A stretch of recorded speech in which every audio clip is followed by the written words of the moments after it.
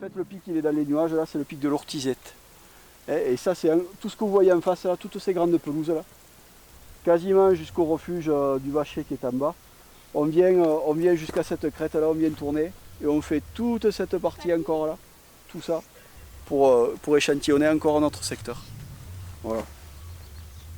Et donc, en faisant secteur par secteur, de manière scrupuleuse et bien systématique, on arrive à avoir maintenant une bonne idée du succès de la reproduction et on arrive à savoir si les oiseaux se sont correctement reproduits ou pas.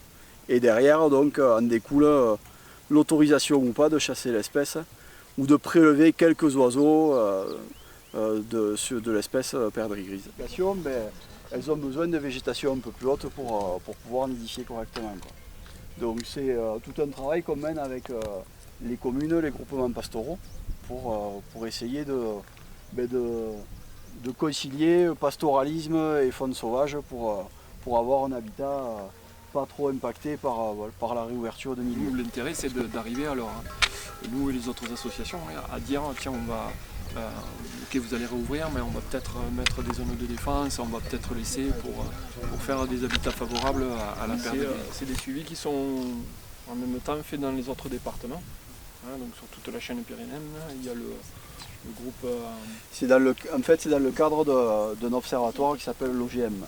L'Observatoire des galliformes de montagne. On suit avec beaucoup d'intérêt toutes ces espèces-là via un réseau d'intervenants qui est alimenté soit par les techniciens de FEDE comme nous, soit par les membres, les techniciens de l'Office national de la chasse et la faune sauvage, soit par les techniciens de l'Office national des forêts, ou aussi les parcs nationaux. Donc c'est la même famille, c'est la famille des Phasianidés.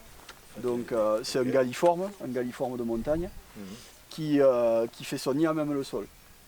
Donc les oiseaux sont nidifuges, les oisillons, c'est-à-dire que aussitôt après avoir éclos, les oisillons vont fuir le nid de telle sorte à éviter toute prédation éventuelle d'un prédateur à quatre pattes ou d'un prédateur ailé.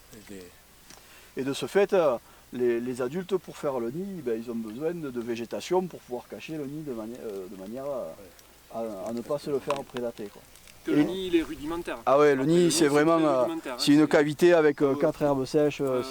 C'est vraiment c'est pour ça que la végétation est importante pour cacher. Parce que et après donc c'est dans un deuxième temps à l'élevage des jeunes. Comme ce sont des oiseaux lorsqu'ils sont jeunes durant leurs à peu près 3 premières semaines de vie qui ne se nourrissent que d'insectes, ils ont besoin d'arriver sur des zones beaucoup plus ouvertes où là il va y avoir de la nourriture, notamment en orthoptère.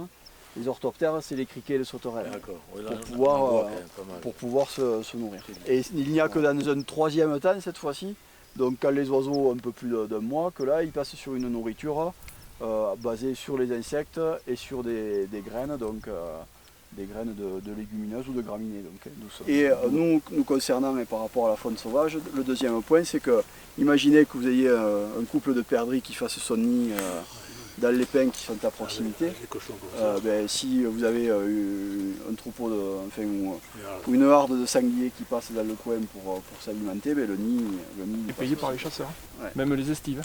Donc ça par contre en prairie ça coûte un bras aux chasseurs. Ça coûte cher. Donc là c'est 2 mètres carrés, c'est pas un problème.